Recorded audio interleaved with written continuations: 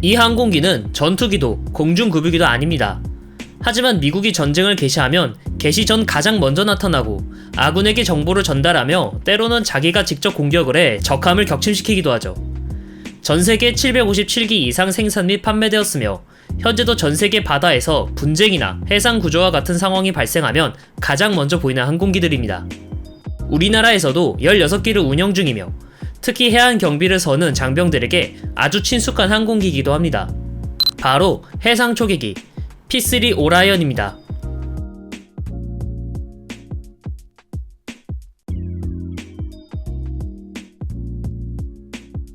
원래 이 기체는 여객기로 태어난 기체로 L-188 엘렉트라라는 이름으로 불렸습니다.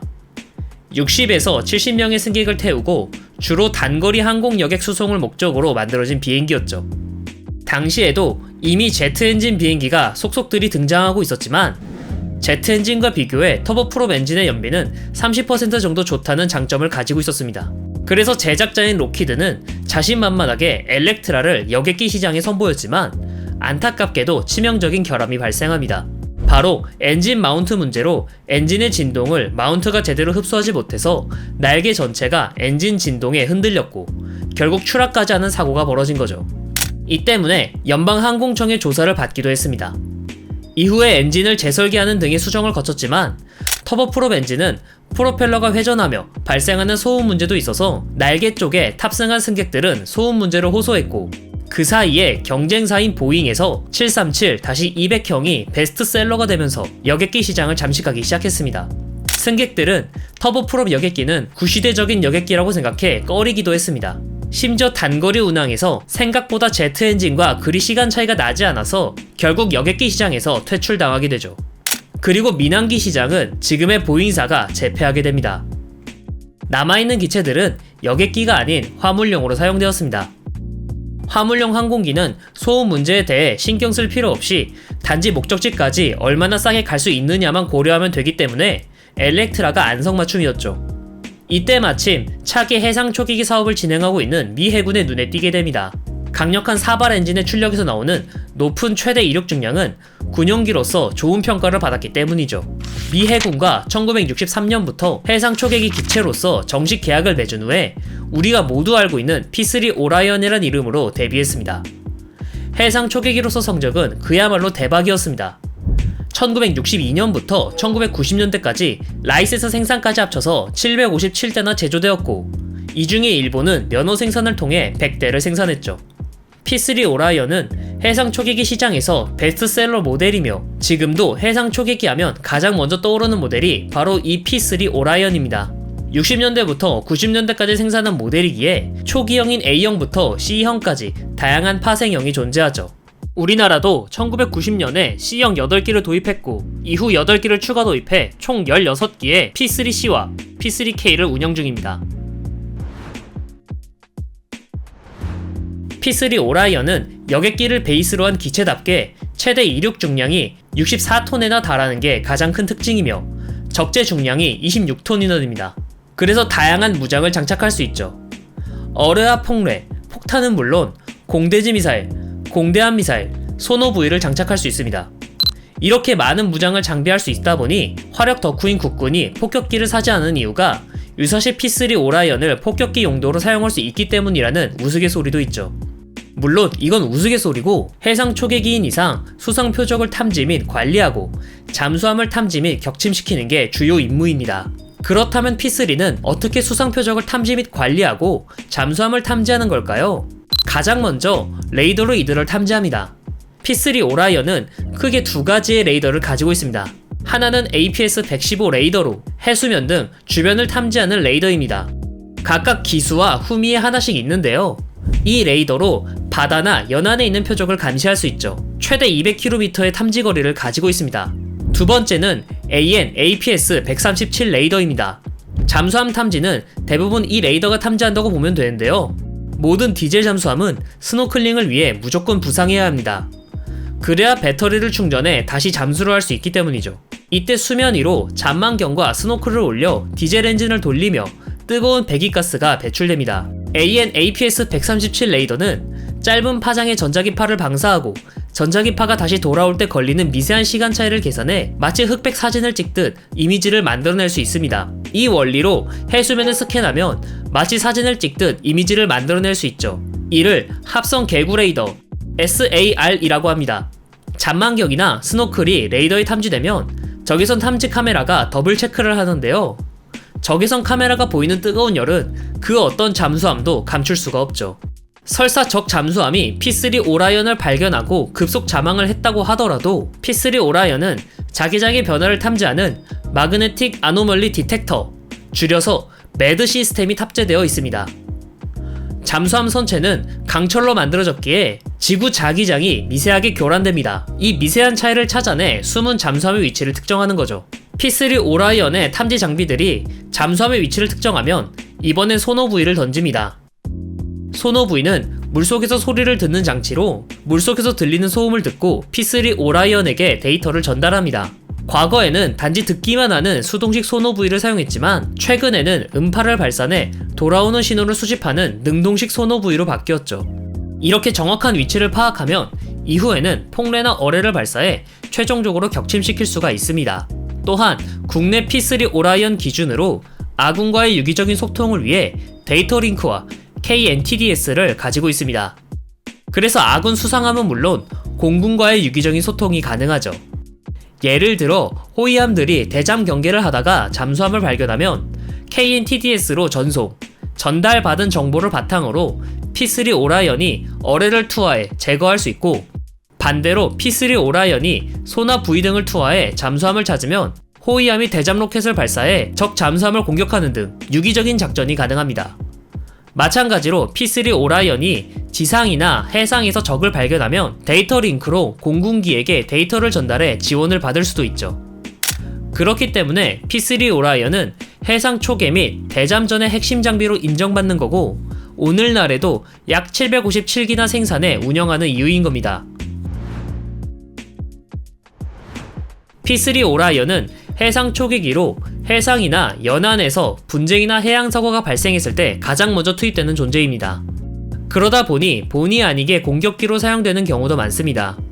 특히 이라크전에서 전투 중 파괴된 이라크 선박 108척 중 55척이 P3C가 격침한 거라고 합니다.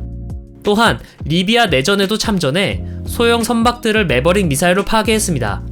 물론 해상 초계기답게 채공 시간이 긴 만큼 해상에서 적과 조우하는 일이 많아 벌어진 일이긴 합니다. 하지만 그렇다고 P3 오라이언이 타격으로만 전과를 세운 건 아닙니다.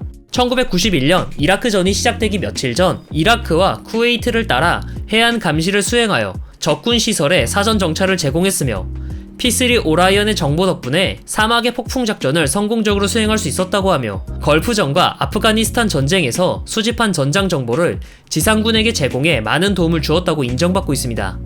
또한 파키스탄과 인도 간의 분쟁에서 인도군의 잠수함을 추적해 파키스탄 영해 밖으로 몰아내며 P3 오라이언은 대잠전 능력이 거짓말이 아니라는 것을 증명했습니다. 재밌는 점은 미 해군은 P3로 마약 단속을 한다는 점입니다. 멕시코에서 미국으로 넘어오는 마약이 상당히 많은데요. 마약 수송 루트도 정교해져 이제는 잠수정을 통해 미국 내로 마약을 유통한다고 합니다. P3 오라이언은 마약 잠수정을 잡는데 톡톡한 역할을 한다고 합니다. 마약 잠수정은 끽해봐야 12에서 24m밖에 안 되는 매우 작은 소형이며 전고도 낮아 파도에 묻혀 제대로 보이지 않기 때문에 해상 초계기의 역할이 두드러지는 거죠. 이렇듯 실전에서도 전과가 인정되는 것은 물론 60년대부터 90년대까지 운영하며 신뢰성 또한 증명된 기체라 미국과 친한 나라들은 앞다투어 해상 초계기로 도입했습니다. 특히 일본의 경우 가와사키에서 라이센스 생산을 해 100대 이상 자체 생산을 했습니다. 한국의 경우도 마찬가지로 1990년에 해상 초계기의 필요성이 생겨 P3 오라이언을 도입해 현재까지 운용 중입니다. 1995년 이전까지 대한민국은 S2 트래커를 해상 초계기로 사용하고 있었습니다. 이 기체는 1970년부터 사용하고 있던 것으로 90년대가 되니 노후화가 심각해 교체해야 할 필요가 있었죠. 그래서 1990년대부터 S2 트래커의 대체 사업을 시작했고, 최종적으로 P3C가 선정되어 1995년 6월부터 8기를 도입하기 시작했습니다.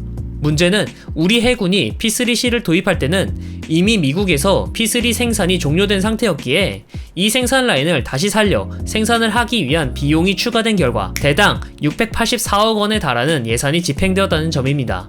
초계기 선정 작업 당시 책정된 예산으로 성능을 제외하고 본다면 경쟁 기체였던 프랑스의 애틀란틱2는 무려 16기를 도입할 수 있었기에 당시 엄청난 논란이었다고 하죠. 물론 대잠 초기기의 핵심은 그 안에 들어가는 전자장비가 핵심이기에 프랑스의 애틀란틱2를 구입했다면 미국제 전자장비와 호환이 어려웠을 겁니다. 그래서 만약 애틀란틱2를 사용했다면 공군에서 사용하는 데이터 링크를 사용할 수가 없어서 공군기와 지금과 같은 유기적인 작전은 불가능했을 겁니다. 게다가 당시에도 이미 P3 오라이언은 700기 이상 생산되었는데 비해 애틀란틱2는 겨우 28대밖에 생산되지 않아 유지 보수성도 비교할 수가 없죠. 결국 P3 오라이언 도입은 옳은 선택이었고 문제라고 한다면 아직 생산 라인이 닫혀있지 않았을 때 다른 나라 도입할 때 함께 도입했다면 굳이 생산 라인을 되살리는 비용을 지불하지 않아도 되었다 라는 점입니다. 하지만 8기만으로는 우리나라 전 해상 작전 구역을 커버하기 힘들었습니다. 이걸 커버하려다 보니 기체와 승무원들의 혹사가 극심했으며 모자란 수량은 결국 우리 해역 구석구석을 탐지하지 못하고 구멍을 만들 수밖에 없었죠. 그 결과 발생한 게 바로 천안함 피격 사건입니다. 물론 해군도 추가 도입의 논의는 2005년부터 있었고 P3 오라이언 8기를 추가 도입하기로 결정했습니다. 그러나 문제는 8기를 도입할 때처럼 닫힌 생산 라인을 억지로 살려 제작하는 방법을 이번에는 할 수 없다는 겁니다. 결국 고민 끝에 미국 애리조나에 주기되어 있는 중국 P3 B형 중 그나마 상태가 좋은 기체 9기를 골라 카이에서 오버홀을 실시했죠. 이때 국산 무기도 호환되도록 만든 결과 청상호 어뢰를 탑재할 수 있고 레이더는 이스라엘제 ELM-2022 해상 감시 레이더를 탑재해 P3 B형보다 더 먼 거리까지 탐지할 수 있게 하였습니다. 사실 말이 오버홀이지 기체를 새로 만드는 것과 같은 작업을 하였다고 합니다. 어쨌든 무사히 개수를 마친 이 기체들은 P3CK라고 명명되었고 2011년부터 우리 영해를 초기하고 있습니다. 현재는 기존 C형 8기도 개량을 완료해 CK형과 동일한 성능을 가지고 있는 것으로 알려져 있습니다. 이로써 우리 해군은 16기의 해상 초계기를 가져 현재도 작전을 진행 중입니다. 우리 해군이 운영하는 P3도 전과가 하나 있는데요. 2017년 3월 22일 한미 연합해상훈련 중에 러시아 해군의 킬로급 디젤 잠수함이 미 해군의 대잠 감시망에 탐지됨에 따라 우리 해군의 P3CK가 78시간 동안 킬로급 잠수함을 추적해 물 위로 부상하게 한 사건입니다. 이 일을 계기로 러시아 잠수함이 사실상 한미 연합훈련에 대한 정탐 작전을 포기했다고 알려져 있죠. 일각에서는 미 해군이 찾아줬으니 우리가 추적을 성공할 수 있었다고 깎아내리지만 정확히 말하면 한미 연합군의 대잠 감시망에 탐지된 것이며 탐지되자마자 우리 해상 초기기의 정보를 전달해 추적한 만큼 작전 연계가 훌륭하게 되었다 라고 평가할 수 있습니다. 이 사건 덕분에 미군도 버린 기체를 주워다 썼다는 오명도 씻어내는 계기가 되었다고 하죠. 천안함 피격 사건 이후 지적된 우리 해군의 고질병인 허술한 대잠 경계 능력도 재평가받기도 했고요. 그러나 여전히 아쉬운 점은 있습니다. 우리 군은 P3 오라이언이 고작 16기밖에 안 된다는 겁니다. 8기만 있던 시절보단 낫지만 16기도 영해를 모두 커버하기에는 어려움이 따르기 때문입니다. 이는 해자대와 매우 비교되는 모습이라고 할 수 있습니다. 일본의 경우 3기를 직도입한 뒤 가와사키 중공업에서 면허 생산으로 100기를 생산해 지금까지도 운영 중이기 때문이지요. 이런 해상 초계기나 정찰기 같은 경우 전투 장비에 비해 대중들의 눈에 띄지는 않습니다. 하지만 게임에서 맵팩을 킨 상대와 붙으면 실력 차이가 많이 나더라도 질 수밖에 없듯 현실에서도 가장 중요한 건 전장의 데이터를 적보다 얼마나 더 많이 수집하냐가 중요합니다. 전투력은 그 다음이지요. 물론 EEZ를 포함한 초계 영역이 우리보다 몇 배나 넓은 일본이 우리보다 해상 초계기를 많이 가지는 건 당연합니다. 하지만 그걸 감안해도 너무나도 수량이 부족합니다.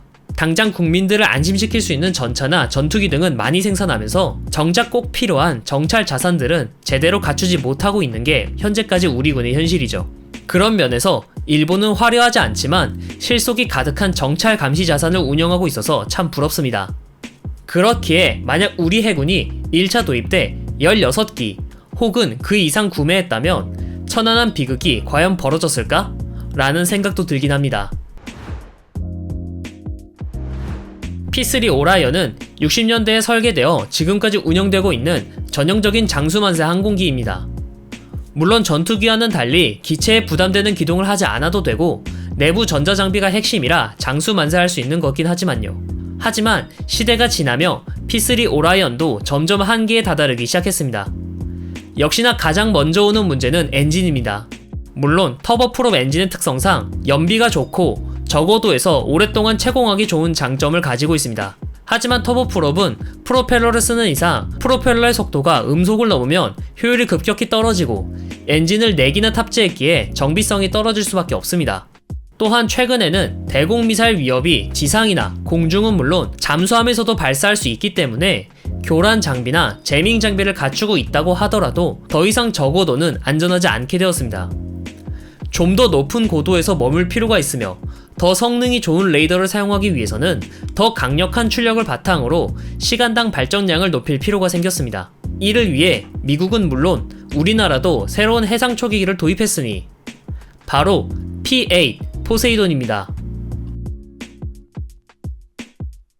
포세이돈은 그리스 신화에 나오는 바다의 신으로 포세이돈이 분노하면 폭풍우를 일으켜 배를 가라앉혀 뱃사람들은 포세이돈이 분노하지 않도록 항해 시 각별히 주의했다고 합니다. 그런데 바다의 신 포세이돈처럼 하늘에서 바다 위의 모든 목표를 식별해내며 특히 잠수함 킬러라고 불리는 항공기가 우리나라에 등장했습니다. 바로 P8A 포세이돈입니다.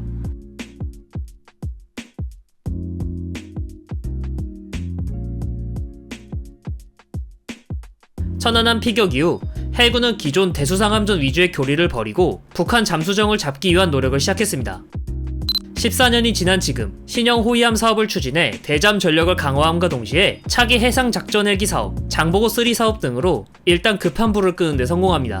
하지만 최근 북한은 핵무력을 과시하며 SLBM 잠수함을 건조하기 시작하면서 이야기가 달라지기 시작합니다. 현재 우리 군은 천안함 비극이 다시는 일어나지 않도록 하기 위해 NLL 이남으로 남하하는 북한 잠수함을 식별하고 제거하는 데 초점이 맞춰져 있는지라 SLBM 특성상 굳이 NLL 주변에 접근해서 발사할 필요성이 적기도 한 북한의 신형 잠수함에 대한 대응이 떨어집니다. 북한의 신형 잠수함들은 배수량도 3,000톤 정도로 커졌기에 더 먼 바다를 나갈 수 있고 NLL 근처까지 굳이 오지 않아도 SLBM을 발사하면 남한 전체를 공격할 수 있기 때문이지요. 이를 위해서는 해상 초계기가 무엇보다 중요합니다. 해상 초계기는 레이더나 여론 추적 카메라 등 탐지 자산을 통해 적 잠수함을 찾아내고 소나 부위와 기뢰 등으로 잠수함을 공격할 수 있기 때문이죠. 물론 해군 항공대에도 P3K 오라이언 대잠 초계기를 가지고 있긴 하지만 도입한 지 20년 이상 지난 물건이며 기체도 워낙 오래전 모델이라 생산 라인도 닫혀 있어서 울며 겨자 먹기로 중고 물품을 가져와 간신히 땜빵하는 기체이며 다 합쳐도 16기밖에 없어 대응이 힘들었죠. 이에 북한의 신형 잠수함 및 해상 감지 체계를 확보하기 위해 차기 해상 초계기 도입 사업을 시작하여 최종적으로 P8 포세이돈 6기 도입을 결정했습니다. 그리고 얼마 전인 6월 19일에 첫 3기가 도입되면서 본격적으로 우리 군도 P8 포세이돈을 운영하는 나라가 되었습니다. P8 포세이돈은 보잉에서 제작한 해상 초계기로 민항기인 B737-802RX를 기반으로 개발되었으며 구형인 P3 오라이언을 대체하기 위해 새롭게 전력화되었습니다. P8 포세이돈은 P3 오라이언과 비교하여 여러 면에서 뛰어난 성능을 자랑합니다. 가장 큰 차이점은 엔진 타입입니다. P3 오라이언은 터보프롭 엔진을 사용하여 최대 이륙 중량이 64톤인데 반면 P8 포세이돈은 제트 엔진을 사용하여 최대 이륙 중량이 85톤에 달합니다. 이게 어느 정도냐면 거의 B29 슈퍼포트리스 수준의 최대 이륙 중량인데 이는 P8 포세이돈에 듀얼 CFM56B 상용 엔진을 탑재하고 있기에 가능한 것이며 각각 27,000파운드의 추력을 제공합니다. 이로 인해 터보프롭 엔진을 사용하는 P3 오라이언보다 상승 및 비행 능력이 크게 향상되었습니다. 출력이 증가한 만큼 빵빵한 발전량은 기내 다양한 전자장비 및 탐지 레이더에 안정적인 전력 공급이 가능합니다. 그래서 P8 포세이돈의 도입은 단순히 잠수함 탐지에만 그치지 않으며 대한민국 안보의 전략적인 차원에서 역할을 기대할 수 있습니다. B737 베이스에서 오는 압도적인 출력은 다양한 무장을 장비할 수 있어서 해상 초계기뿐만 아니라 해상 초계기 및 그 이상의 역할을 수행할 수 있기 때문이죠. 실제로 미국은 P8 포세이돈을 대잠수함전뿐만 아니라 대수상전, 정보, 감시, 정찰 임무를 함께 수행하는 해양 감시 자산의 목적이 강하며 유사시에는 데이터 링크를 통해 적 잠수함이나 수상함을 탐지하면 아군 탐지 자산에게 활약을 유도하는 성격이 더 큽니다. 우리 군도 이러한 다목적 임무 수행 능력을 높이 평가하여 P8 포세이돈을 도입하였습니다. 그렇다면 구체적으로 P8 포세이돈은 어떤 능력을 가지고 있기에 단순한 해상 초계기를 넘는 역할을 지닌다는 걸까요? 먼저 P8 포세이돈을 대략적으로 살펴봅시다. P8 포세이돈은 첨단 장비와 다양한 기능으로 무장되어 있습니다. 항공기 전면부에는 AN, APY-10 레이더가 장착되어 있으며 조종석과 승무원 대기실, 고출력 배전반, 시각 관측용 창, 듀얼 터치 스크린과 데이터 입력 키보드를 갖춘 5개의 전술 워크스테이션 콘솔 등이 있습니다. 또한 데이터 스토리지 시스템, 통신 장비, 임무 수행 장비 시스템 등이 포함되어 있죠. 가장 핵심은 시스템과의 유기적인 통합입니다. 이를 위해 기내에는 통합 미션 컴퓨터가 장비되어 레이더나 전자광학 카메라에서 획득한 정보를 실시간으로 분석 및 통합하여 승무원에게 실시간으로 정보를 제공할 수 있습니다. 주위계는 각종 무장을 부착할 수 있는 윙 파일론이 있으며 각종 전자전 장비와 전자광학 카메라가 있습니다. 약 12km 고도에서 최대 시속 907km의 속도로 비행할 수 있죠. 순항 속도 시속 815km로는 최대 9.5시간의 작전 비행이 가능합니다. 한 번 급유로 최대 7200km를 비행할 수도 있고요. 무장으로는 내부 무장 장착 베이 5개소에 658kg, 전방 동체 및 주위계 파일론 6개에는 하푼 대함미사일, 매버릭 대지미사일, 슬램 ER 대지미사일 등을 운영할 수 있습니다. 낙하산을 사용하여 투하하는 마크 46, 54 경어뢰, 기뢰, 대잠폭뢰 등 대잠, 대함용 무기체계나 제이담, HAAWC 등의 폭탄으로 무장할 수 있습니다. 또한 소나부위 발사기에 1361kg을 탑재할 수 있습니다. 이제부터는 P8 포세이돈에 있는 특징에 대해 세부적인 분석을 해보도록 하죠. 먼저 가장 중요한 핵심 장비 AN, APY-10 레이더를 살펴봅시다. 이 레이더는 P3에 사용한 APS-137 레이더의 개량형입니다. 해상 초계기는 수상 표적과 잠수함을 탐지하는 것이 주 임무입니다. 그래서 레이더도 수상 표적과 잠수함을 탐지하는데 특화된 레이더를 사용합니다. 해상 초계기의 레이더는 짧은 파장을 방사해 지형을 스캔하고 돌아올 때 미세한 차이를 이용해 사진을 찍어내듯 지형을 스캔해 표적을 식별하는 합성 개구 레이더 시스템이라고 하며 SAR 시스템이라고도 합니다. 기존 APS-137 레이더의 경우 구축함 정도의 크기에 군함을 최대 450km 정도에서 스캔할 수 있는 것으로 알려져 있는데 AN, APY-10은 보다 향상된 노이즈 필터링 성능과 기체 내의 임무 수행을 위한 통합 미션 컴퓨터들의 연산 덕에 이전보다 훨씬 더 높은 성능을 가지고 있습니다. 그렇기에 수상 표적은 물론 지상 표적을 추적 및 탐지하기도 좋아서 상륙 작전을 할 때 해안의 위협들을 탐지하고 아군에게 화력 유도를 하거나 자신이 직접 타격할 수 있습니다. 그러나 SAR은 짧은 파장의 레이더를 방사해야 하기 때문에 안테나 접시 면적이 넓어야 보다 더 넓은 분해능을 보여줄 수 있습니다. 하지만 기수의 레이더를 장비해야 하는 항공기 레이더의 특성상 접시 크기를 키우기 힘들어서 좁은 해역만 스캔할 수밖에 없다는 단점이 있죠. 또한 레이더이기에 적이 재밍을 시도하면 쉽게 무력화된다는 단점도 있습니다. 이를 보완하기 위해 등장한 게 바로 AAS입니다. P8 포세이돈은 APS-154 AAS를 사용할 수 있습니다. AAS는 어드밴스드 에어본 센서의 약자로 동체 파일론에 장착해 사용하는 레이더이며 탈부착이 가능합니다. 사실 P8 포세이돈을 잠수함 킬러라고 하는 이유가 이 레이더를 운영하기 때문이다 라고 해도 과언이 아닙니다. 앞서 말했듯 AAS는 SAR을 위상 배열 레이더화 시킨 겁니다. 기수에 있는 레이더와 달리 물리적으로 움직이는 곳이 없고 A24 레이더이기에 적함이 재밍을 시도하면 주파수를 바꿔 쉽게 대응할 수 있죠. 또한 합성 개구 레이더의 원리를 활용해 잠수함의 항적을 추적할 수 있습니다. 모든 군함은 항해 중 항적을 남길 수밖에 없습니다. 이는 잠수함도 마찬가지죠. 다만 잠수함은 물속에서 항해를 하기 때문에 수상함과 달리 항적을 파악하기 어렵습니다.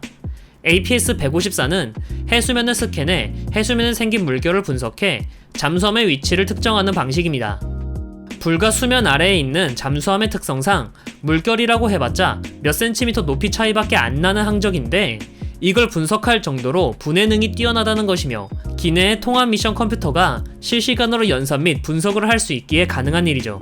이 때문에 P3 오라이언과 비교해 한 차원 높은 대잠전이 가능하다고 평가하고 있으며 해상 초계기 중 가장 성능이 우수한 기체라고 평가하고 있는 이유입니다. 게다가 위상 배열 레이더의 특성상 다양한 임무를 동시에 수행할 수 있습니다.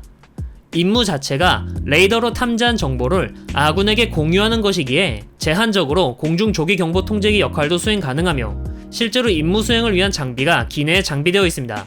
덕분에 공군에서 운영하는 조기 경보기 피스아이의 부담을 덜어줄 수 있습니다. 다음은 방어 및 기만 장비들입니다. P8 포세이돈은 AN/ALQ 213 EWMS를 사용하고 있습니다. EWMS는 전자전 관리 체계라고 하는데 덴마크에서 개발한 장비로 기존에 따로따로 있던 전자전 장비들을 통합하여 운영하게 해줍니다. 그렇기에 P8 포세이돈은 플레어나 유도 디코이, 적외선 교란 장비, 레이더 경보 수신기를 통합 운영해 상황에 맞게 사용할 수 있죠. 다음은 무장입니다. 현재까지 알려져 있는 P8 포세이돈의 무장은 내부 무장 장착배의 5개소에 658kg, 전방 동체 및 주위계 파일론 6개로 경어뢰와 하푼, 슬래미알, 기뢰, 소나 부위 정도로 알려져 있습니다. 이 정도는 P3 오라이언과 큰 차이가 없어 별다른 차이는 없지만 HAAWC라는 무기가 추가되어 장착할 수 있다는 점이 가장 큰 차이점입니다. 고고도 대잠전 무기 체계라고 하는데 그렇게 어려운 개념은 아니고 기존 어뢰에 GPS와 관성 합법 장치로 유도되는 활공 키트를 장비해 좀 더 먼 거리에서 어뢰를 투하할 수 있는 장비를 말합니다. KGGB의 해상형이라고 생각하면 쉽죠. 정리하면 P8 포세이돈은 제트 엔진을 사용해 최대 이륙 중량이 85톤에 달하며 터보프롭을 사용하는 P3의 64톤보다 더 높습니다.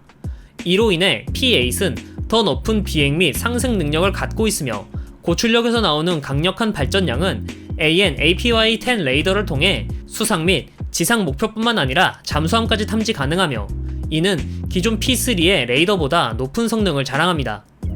또한 P8은 다양한 무장과 전자전 장비를 갖추고 있어 다목적 임무 수행이 가능하며 특히 고고도에서 잠수함을 타격할 수 있는 HAAWC와 같은 고급 무장 시스템을 추가로 장착할 수 있습니다. 이 모든 기능은 P8을 단순한 해상 초계기를 넘어 전략적인 다용도 플랫폼으로 만들어 주었습니다. 덕분에 E737 피스아이의 부담을 줄여줄 수 있는 것은 물론 피스아이가 파악하기 어려운 저고도 표적을 탐지해 주어 좀 더 촘촘한 감시 체계를 만들 수 있습니다.